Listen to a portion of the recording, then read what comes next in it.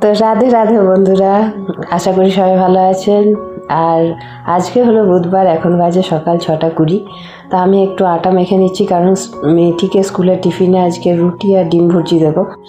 তো তাড়াতাড়ি থাকে, ওই জন্যে ভয়েস দিচ্ছি। তো আজকে একটা মজার ব্যাপার হলো যে ভিডিওটা এডিট করতে যাওয়ার সময় দেখছি যে মিঠি অর্ধেক ভিডিও আমার ডিলিট করে দিয়েছে, কারণ ওর কিছু একটা ব্যাপারে রাগ হয়েছিল। অ্যাকচুয়ালি ও বোঝে না যে কতটা কষ্ট করে একটা ভিডিওকে বানাতে হয়। তো যাই হোক, এই চা বানাচ্ছি। আপাতত চাটা আমার কমপ্লিট হয়ে যাক, চা খাই বসে বসে। ভাত বসিয়েছি, এখানে ছোলা সেদ্ধ হতে বসালাম। এখানে সয়াবিন একটু গরম জলে ভিজতে দিয়ে রেখেছি। তো এইগুলো সব টুকটাক সেরে আর গ্যাস ফ্যাস সব পরিষ্কার করলাম আবার, কারণ ওই যে বলছিলাম যে একবার রুটি করার পর কিন্তু গ্যাস খুব নোংরা হয়ে যায়। তো আপাতত এগুলো বসালাম, এবার রেডি হয়ে যাব এখন প্রেশার কুকারটা দিতে, কারণ প্রেশার কুকার না হলে এই ছোলা সেদ্ধ ডাল এগুলো করতে না বহু সময় লাগে। প্রেশার কুকারটা এর মধ্যে নিয়ে নিলাম, এবার দিয়ে আসি। গেলাম, এবার যাই প্রেশার কুকারটা দিয়ে আসি। একটা ওষুধ মেডিসিনও প্রবলেম হচ্ছে, সেটা পাচ্ছি না। এদিকে ভাত যতটা ফুটেছে, আমি এখন গ্যাস অফ করে দিলাম। আর ছোলাটাও সেদ্ধ হয়ে গেছে। এসে ছোলাটা করব, সয়াবিন আলু তরকারি করব, ওই জন্য সয়াবিনটা সেদ্ধ করে রাখলাম।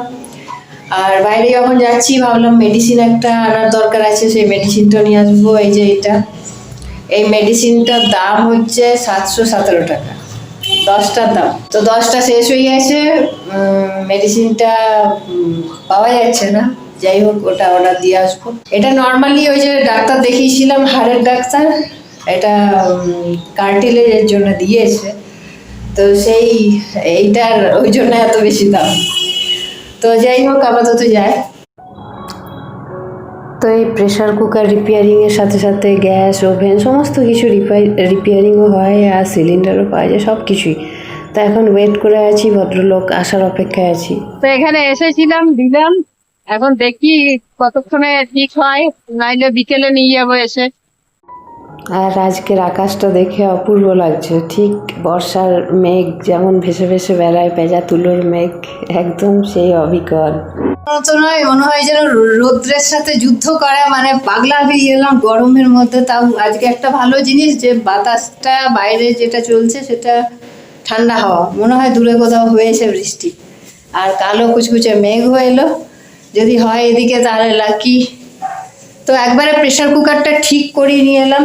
আর প্রেশার কুকারের যেটা প্রবলেম ছিল, যে প্রেশার কুকারটা দেখায়, এই যে সেফটি বাল্বটা এই যে নতুন লাগিয়েছে, এটা পুড়ে গেছিল সেদিনকে, আমি বুঝতে পারিনি তখন। আর এই গার্ডারটা চেঞ্জ করে আজকে নতুন নিলাম।